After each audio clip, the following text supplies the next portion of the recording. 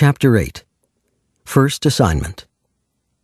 Nate woke up battling the dark thoughts that had haunted him all night. Spying wasn't fighting, he told himself, and Mother had said it was right to defend America. The Quaker rule was no killing or lying.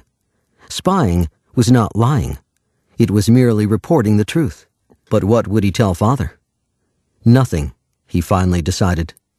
He would just have to be careful to keep Father from suspecting.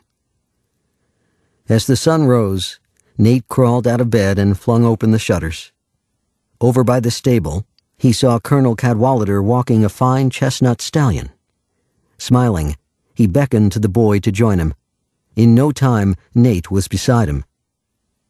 The colonel looked up from cleaning his stirrups. "A good day it is, lad."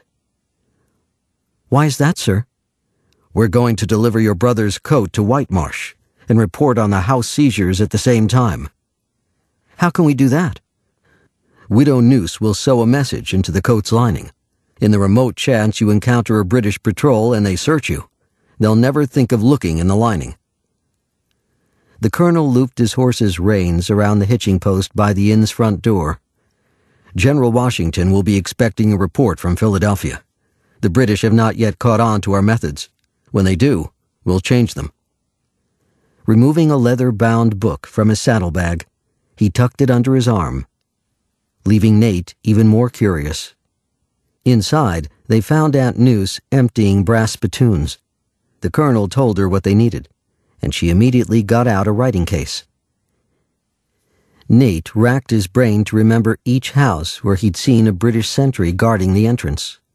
Carefully, he gave the old woman the street address and owner's name if he knew it. Aunt Noose recorded each piece of information, putting the Donovan and Cadwallader homes at the top. Then, on a fresh piece of paper, she prepared to encode the message. The colonel handed her the volume under his arm. "We change the source book for our code frequently.